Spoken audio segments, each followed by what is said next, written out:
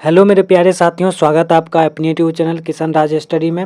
आज की इस वीडियो में हम बिहार डीएलएड 2024 के एंट्रेंस एग्ज़ाम का MBBI ऑब्जेक्टिव क्वेश्चन करने वाले हैं। इसमें हम ऑब्जेक्टिव के साथ साथ इम्पोर्टेंट पॉइंट भी देखेंगे और इसमें जितना भी ऑप्शन होगा उसके बारे में डिटेल से पढ़ेंगे और लास्ट में आपको बताएंगे कि बिहार डीएलएड 2024 का जो एंट्रेंस एग्ज़ाम का डेट है वह कब है, मतलब एग्ज़ाम कब होगा।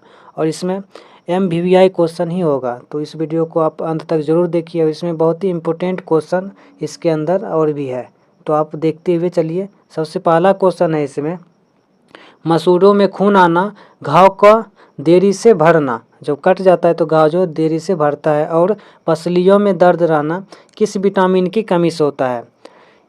तो इसका राइट आंसर हो जाएगा विटामिन सी की कमी से होता है। मसूड़ों में खून आना, घाव को देरी से बढ़ना और पसलियों में दर्द रहना विटामिन सी की कमी से आता है। तो इससे रिलेटेड इंपॉर्टेंट पॉइंट देख लेते हैं, जो कि आपसे किसी भी तरह से अगर क्वेश्चन आपसे एग्जाम में पूछा जाता है तो आप उसका जवाब दे पाइएगा। तो विटामिन सी यहाँ पे देख लेते हैं। तो विटामिन सी का जो रासायनिक नाम हुआ एस्कॉर्बिक एसिड है। विटामिन सी का रासायनिक नाम क्या है? Ascorbic acid. और रोग जो होता है विटामिन सी की कमी से कौन सा रोग होता है? स्कर्वी रोग होता है, मसूड़ों में खून आना तथा पायरिया। और विटामिन सी जो कहाँ कहाँ पाया जाता है? तो सभी खट्टा फल जो होता है उसमें विटामिन सी पाया जाता है, जैसे नींबू हो गया, संतरा हो गया, कोई भी एनीबॉडी खट्टा फल होता है उसमें कौन सा विटामिन सी पाया जाता है, आप ध्यान में रख सकते हैं। अगला जो विटामिन है वह विटामिन ए है। विटामिन ए जो है, विटामिन ए जो होता है रतौंधी। रतौंधी किसके कमी से होता है? विटामिन ए के कमी से रतौंधी रोग होता है। इसका नाम है जीरोफ्थैल्मिया भी नाम है इसका। अगला टाइप का क्वेश्चन है विटामिन बी। तो विटामिन बी की कमी से कौन सा रोग होता है? तो बेरी। आपको याद रखना होगा कि विटामिन बी की कमी, विटामिन बी है तो बेरी, बी से बेरी रोग याद रखना। विटामिन बी और बेरी रोग आपको याद रहेगा। अगला जो है विटामिन डी की कमी से कौन सा? तो विटामिन डी की कमी से रिकेट्स रोग होता है। कौन सा रोग होता है? रिकेट्स रोग। अगला टाइप का क्वेश्चन है, इसमें हर एक क्वेश्चन का, हर एक ऑप्शन का एक्सप्लेनेशन के साथ आपको समझाया जाएगा। सबसे पहला इसमें क्वेश्चन है कि 66.5 डिग्री दक्षिणी अक्षांश क्या दर्शाता है? तो अंटार्कटिक वृत्त को दर्शाता है। किसको दर्शाता है? अंटार्कटिक वृत्त। इससे जो रिलेटेड पॉइंट है इंपॉर्टेंट, इसमें हम करने वाले हैं। इसमें जो है कर्क रेखा का झुकाव कितना होता है? तो कर्क रेखा का अगर झुकाव जो बोलेगा तो 23.5 डिग्री नॉर्थ की ओर। 23.5 डिग्री किसकी ओर? नॉर्थ की ओर होता है। जबकि मकर रेखा का अगर पूछेगा तो 23.5 डिग्री ही होता है। किससे? तो साउथ से। एस मतलब साउथ होता है, एन मतलब नॉर्थ। अगर आपसे पूछेगा आर्कटिक का तो 66.5 डिग्री नॉर्थ की ओर। जबकि विषुवत रेखा या भूमध्य रेखा आपसे पूछेगा, कौन सा रेखा? विषुवत रेखा या भूमध्य रेखा, तो वह 0 डिग्री हो जाएगा। अंतर्राष्ट्रीय तिथि रेखा अगर आपसे पूछेगा तो अंतर्राष्ट्रीय तिथि रेखा जो है 180 डिग्री पे झुका हुआ है। कितना डिग्री पे झुका हुआ है?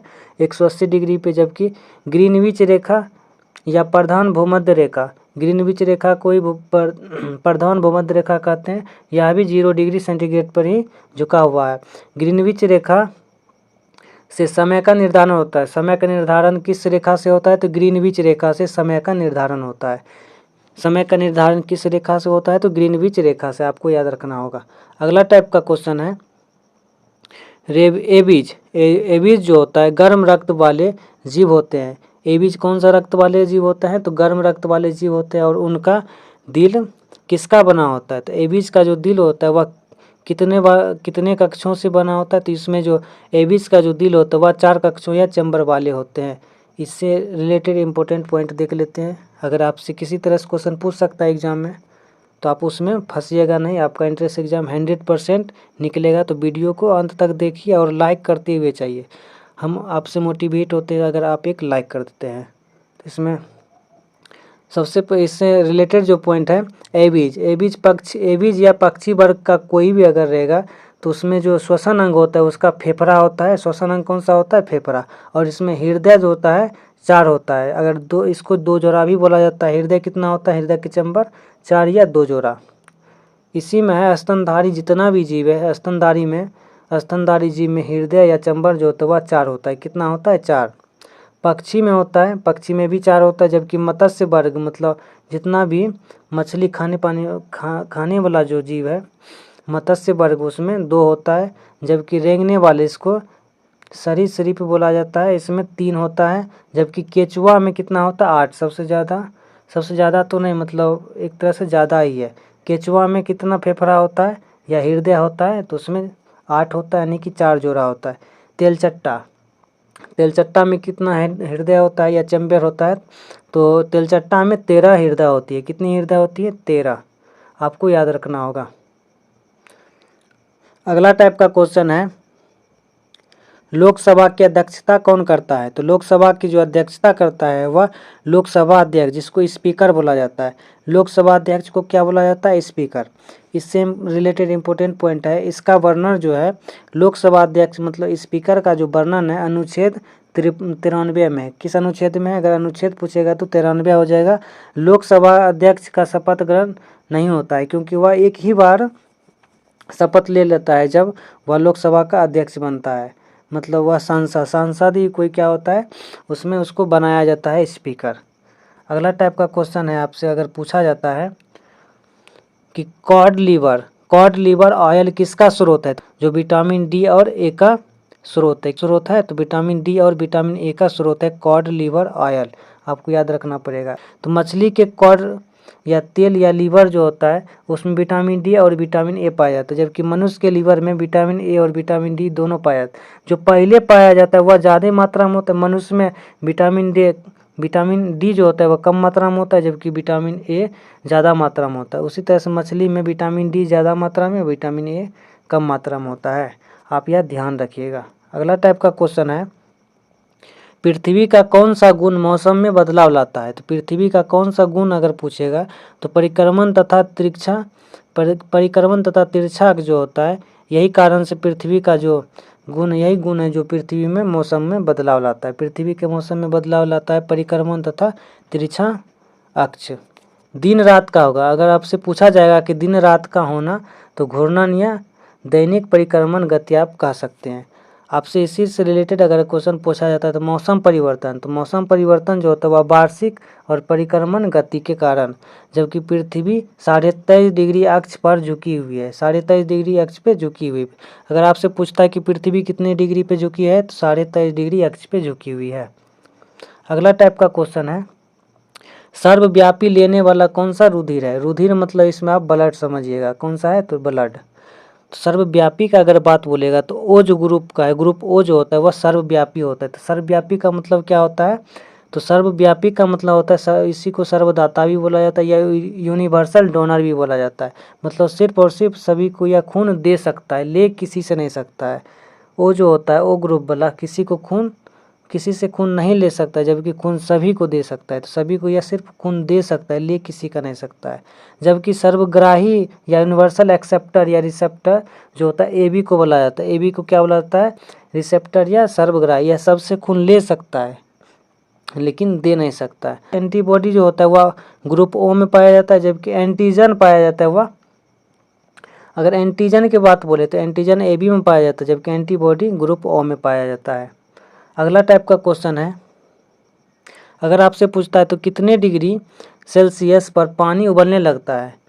अगर आपसे क्वेश्चन पूछा जाता है कि कितने डिग्री सेल्सियस पे पानी उबलने लगता है तो 100 डिग्री सेंटीग्रेड पे पानी जो होता है उबलने लगता है। इससे रिलेटेड इंपॉर्टेंट पॉइंट हम कर लेते हैं।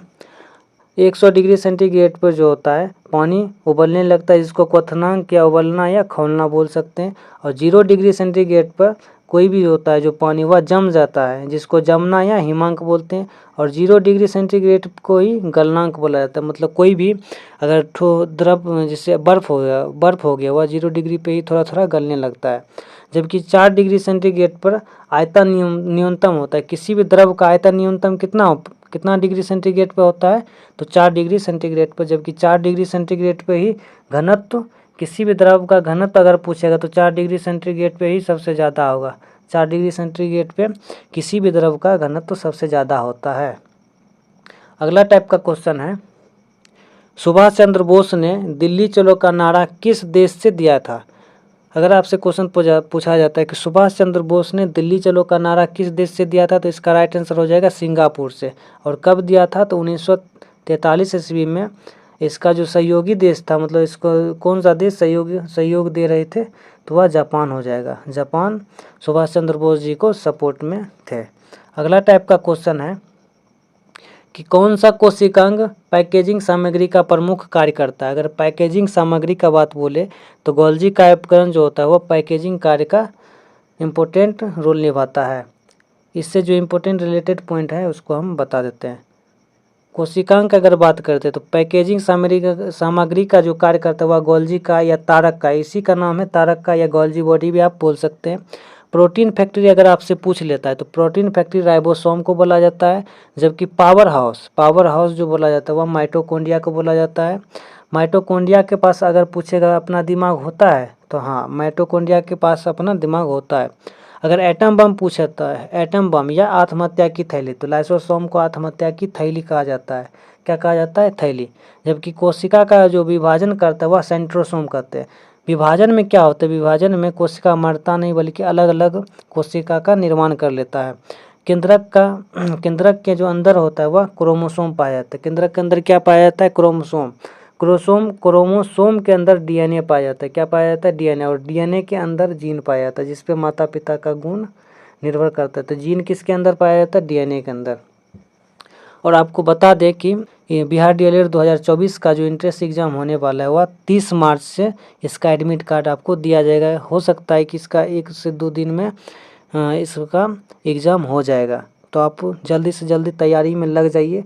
और इसमें सबसे ज़्यादा क्वेश्चन जो पूछा जाता है वह जीके जीएस पोर्शन का भी होता है और मैथ का भी होता है। तो मैथ आप रिलेटेड जो 10th में पढ़े हैं उससे बन जाएगा। तो अगर जीके जीएस का बात करते तो आप इसमें जो आपको जीके जीएस मिलता है वह बहुत ही इम्पोर्टेंट क्वेश्चन है। तो अगर वीडियो अच्छा लगा तो वीडियो को लाइक एंड चैनल को सब्सक्राइब जरूर कीजिएगा। Thanks for watching this video.